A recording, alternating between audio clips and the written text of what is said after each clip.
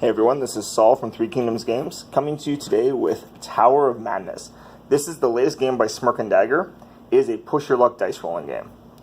This was premiered at Gen Con and has gone over amazingly. I just recently picked this up for myself because it's only been out for about a week now, and I love this game. So, at the start of the game, you'll have to make a decision. Do you want to play with abilities or without abilities? Now, if you play with abilities, it will give you effects that might give you more points at the end of the game, change the gameplay. So I always recommend to start with vanilla abilities.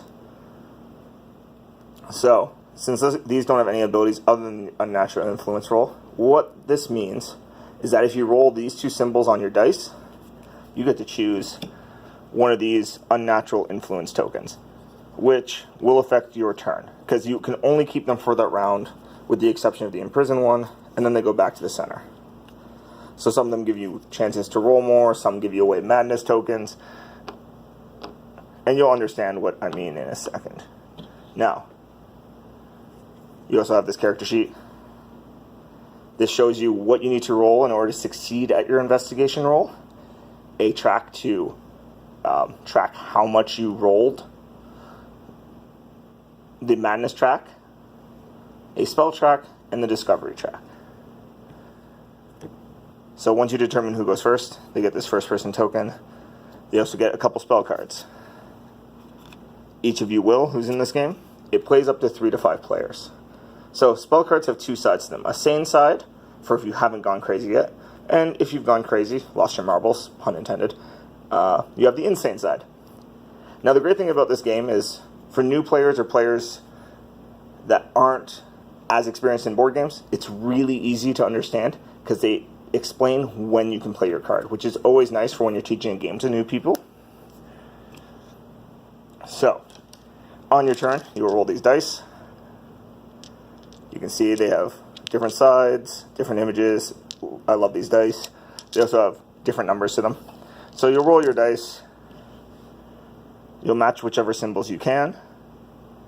Now you have to match at least one symbol, or I should say lock in one die in order to keep going.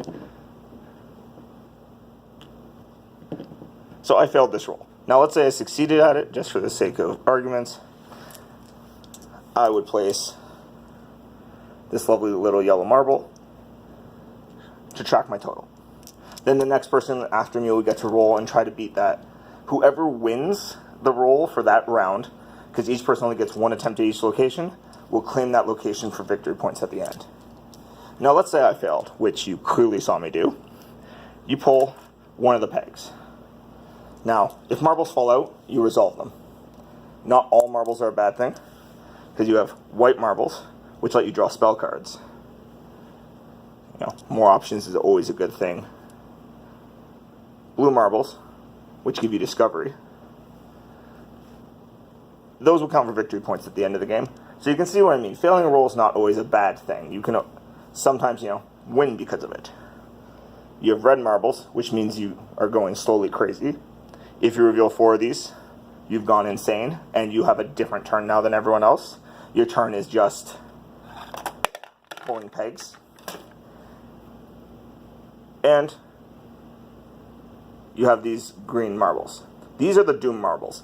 If 3 of these show up, Cthulhu has risen, the game is over, all investigators lose. Now, if you were crazy and you pulled your tentacle and it caused the last one of these to come out, you won. You just summoned Cthulhu.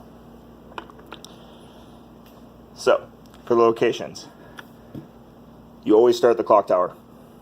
The number of locations in your deck will be determined by the number of players in the game. If you win, you get to claim this.